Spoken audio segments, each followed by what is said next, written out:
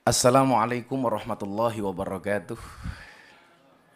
Salam sejahtera untuk kita semuanya. Salam Bapak Gubernur Mas Anies Baswedan yang saya hormati, Sekjen PBNU, mentor saya, jajaran Forkombinda, dan terlebih kepada sahabat saya pendeta muda Bro Johan Sunarto. Jadi ini perpaduan antara Cina dan Jawa. Kalau Sunarto itu pasti Jawa. Serta semua jemaat yang hadir yang berbahagia. Saya ditakdirkan oleh Allah untuk menjadi seseorang yang benar-benar harus memahami makna kebinekaan. Pondok pesantren saya ditakdirkan oleh Allah berada di lingkungan teman-teman Nasrani. 60% tetangga saya adalah Katolik. Selatan rumah saya rumah pendeta, utara saya kuburan.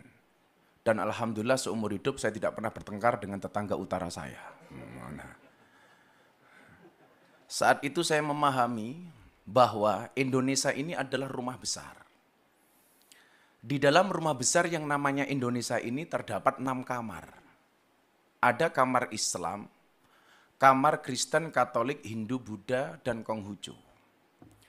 Saya meyakini selama orang Indonesia kembali ke kamarnya masing-masing, maka tidak akan pernah terjadi masalah. Yang menjadi masalah adalah ketika kembali ke kamarnya orang lain, tidur di kamarnya orang lain, ngiler bahkan ngompol di kamarnya orang lain. Maka begitu indahnya Indonesia menata kerukunan ini dengan luar biasa ketika kemudian menerbitkan identitas kita masing-masing. Anda yang beragama Islam dengan KTP Islam. Maka dulu Mas Anies ada usulan kolom agama dalam KTP dihapus saja. Karena dianggap ini awal dari diskriminasi. Justru saya sebaliknya. Menurut saya kolom agama dalam KTP tetap harus dipertahankan. Anda sebagai umat Kristiani berbanggalah dengan KTP-mu. Dengan Kristianinya. Anda yang beragama Islam, berbanggalah dengan KTP yang beragama Islam. Maka saya menolak tegas kalau kolom agama dalam KTP dihapus. Tapi kalau yang dihapus kolom kawin atau belum kawin, saya setuju. Jadi kan bujang terus Pak. Pak Kapolres setuju ini pasti. Tapi juga kemudian ada yang memahami toleransi secara kebablasan. Saya kasih contoh misalnya, ada orang yang mengatakan semua agama itu benar titik. Saya pikir kalimat ini tepat tapi kurang lengkap. Bagi saya yang benar adalah semua agama itu benar bagi penganutnya. Kenapa harus ditambahkan penganutnya? Kalau semua agama itu benar titik, saya khawatir nanti pendeta Johan tiap hari ganti agama. Ini kan. Kenapa? Karena dengan gampangnya kita meremehkan, toh semuanya benar kok. Maka kalimat yang menurut saya diksi yang paling tepat adalah semua agama itu benar bagi penganutnya. Bagi pendeta Johan harus mengatakan bahwa agama yang saya yakini adalah yang paling benar. Tetapi bukan berarti kita diperbolehkan untuk menyalahkan agama orang lain. Makanya kemudian di dalam surat Al-An'am, dalam Al-Quran, Allah Subhanahu wa Ta'ala berfirman, dan janganlah kamu memaki sesembahan selain Allah, karena mereka nanti akan memaki Allah dengan melampaui batas tanpa pengetahuan. Sederhananya adalah kalau kamu tidak mau agamamu dihina oleh orang lain, maka jangan pernah kamu menghina agama orang lain. Bahkan Rasulullah pernah mengatakan, mau enggak orang tua kamu dihina? Mana mungkin wahai Rasul, kami menghina orang tua kami. Apa jawaban Rasulullah? Kalau kamu tidak mau orang tua kamu dihina oleh orang lain, maka jangan sekali-kali kamu menghina orang tua orang lain. Maka saya selalu sampaikan, kalau orang Indonesia tidak bisa akur gara-gara beda agama, kalah dengan burung. Burung itu punya agama tapi bisa akur. Agamanya burung itu ada 2 Mas Anies. Kalau enggak Kristen, Islam. Burung Kristen buktinya ada burung gereja. Burung Islam ada burung namanya emprit kaji. Emprit kaji itu burung emprit yang kepalanya putih. Itu namanya emprit kaji. Tapi kalau ikan, Pak Kapolres, agamanya pasti Katolik. Buktinya yang paling besar namanya paus. Nah, gitulah kira-kira. Bahkan burung gereja itu sering tinggal di masjid. Karena saya dulu ketika di pondok, saya sering makan burung gereja. Burung gereja tinggalnya di masjid. Nggak ada tulisan burung gereja dilarang masuk, itu nggak ada Pak. Maka inilah saya pikir indahnya Indonesia. Yang kemudian Semua kebebasan di dalam beragama dengan menjaga toleransinya yang tertuang di dalam Pancasila dengan Bhinneka Tunggal Ikanya. Maka sekali lagi, kalau kemudian kita bisa kembali ke kamarnya masing-masing, tidak akan terjadi masalah. Ingat Bapak Ibu, saya mencatat, toleransi menjadi sulit ketika orang lupa bahwa beragama itu untuk mengatur diri sendiri, bukan mengatur orang lain. Banyak orang beragama yang bahkan belum menggenapi pelaksanaan nilai agama untuk dirinya sendiri, tapi sibuk ngurusi perilaku orang lain. Tentunya ini kurang dibenarkan. Maka begitu indahnya hubungan saya dengan kawan-kawan Nasrani di pondok saya sampaikan barangkali Mas Anies, di tempat saya itu kalau ada orang Nasrani meninggal, mereka sembahyangan untuk mendoakan almarhum, kita yang Muslim datang Mas, di belakang. Kita nungguin, begitu nanti jatahnya makan, kita makan bareng. Ketika ada orang Islam meninggal dunia, kita tahlilan, teman-teman jemaat gereja nunggu di belakang. Ketika jatahnya makan-makan, kita makan bareng. Akidahnya tetap masing-masing, tetapi muamalahnya bisa kita lakukan bareng-bareng. Kalau Idul Fitri seperti ini, kawan-kawan saya Nasrani masak Pak. Hasil masakannya dibagi ke semua warga kampung, baik yang beragama Islam maupun yang beragama Nasrani. Begitu Natal tiba, kawan-kawan Islam gantian yang masak, dibagi ke seluruh kampung.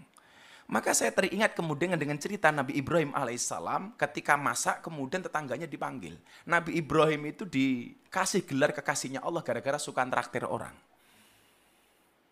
Bulan Ramadan ini saya belum ditraktir sama Mas Anies, belum.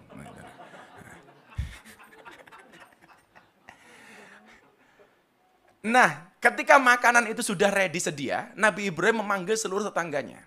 Lucunya saat itu Nabi Ibrahim, ketika orang itu mau makan, ditanya dulu.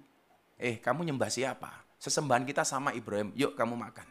Kamu nyembah siapa? Sesembahan kita sama Ibrahim, yuk kita makan. Sampai satu ketika, ada miss. Nabi Ibrahim bertanya, kamu nyembah siapa?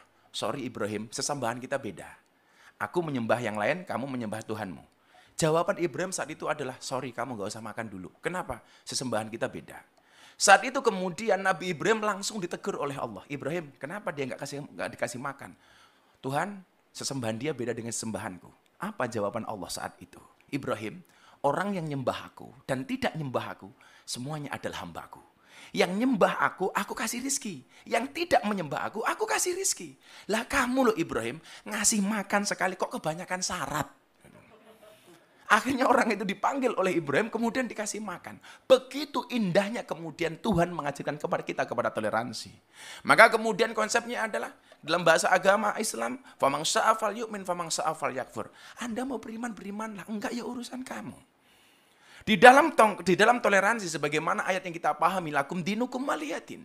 Untukmu agamamu dan untukku agamaku. Pak Johan, satu saat Anda datang ke pondok saya. Kalau saya pengajian di pondok, Pak, yang datang 10.000 sampai 15.000. Itu artinya apa? Saya harus menyiapkan konsumsi 15.000 untuk jamaah. Dan bapak-bapak jemaat tahu, siapakah yang membantu istri saya untuk masak? Kawan-kawan Nasrani. Siapakah yang bantu parkir? Muda-mudi Katolik.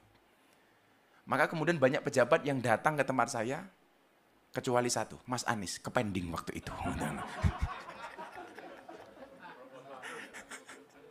Maka yang lucu adalah ketika teman saya pendeta di Jogja, Gus, di depan pondok ada kolam ya? Ada bro, kenapa? Boleh nggak saya mancing? Oh boleh. Akhirnya pendeta datang ke pondok saya, mancing di kolam depan pondok saya. Begitu masuk ke kolam renang, ke sawah, pendetanya bilang, Gus sorry, kaki saya korengan. Terus gimana bro? Pak pendeta gimana? Nggak boleh kena air, mbok tolong saya digendong. Akhirnya pendetanya saya gendong. Begitu saya gendong, pendetanya bilang, baru hari ini ada pendeta bisa naik haji. Kan saya haji, Pak. Inilah. Akhirnya pendetanya saya lempar ke air. Biur, pendetanya protes. Gus, kenapa saya dilempar ke air? Sorry pendeta, baru hari ini ada pendeta dibaptis sama Pak Haji. Saya bilang gitu. Begitu indahnya Indonesia ketika kemudian kita saling menghormati. Saya meyakini akidah memang tidak bisa kita campur.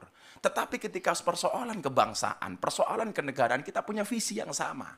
Dengan berideologikan Pancasila, inilah konsep yang dibuat oleh founding fathers kita. Barangkali untuk mengakhiri ini, Pak Gubernur, Pak Pendeta, dan semuanya, saya sampaikan, di saat aku menggenggam tasbihku, dan kamu menggenggam salibmu. Di saat aku beribadah ke Istiqlal, namun engkau ke katedral. Di saat bioku tertulis Allah Subhanahu wa taala dan biomu tertulis Yesus Kristus. Di saat aku mengucap assalamualaikum dan kamu mengucap salam. Di saat aku mengeja Al-Qur'an dan kamu mengeja Alkitabmu. Kita berbeda saat memanggil nama Tuhan. Tentang aku yang menengadakan tangan dan kau yang melipatkan tangan saat berdoa. Aku, kamu, kita. Bukan istiqlal dan katedral yang ditakdirkan berdiri berhadapan dengan perbedaan namun tetap harmonis. Andai saja mereka memiliki nyawa, apa tidak mungkin mereka saling mencintai dan menghormati antara satu dan yang lainnya. Terima kasih. Salam. Assalamualaikum warahmatullahi wabarakatuh.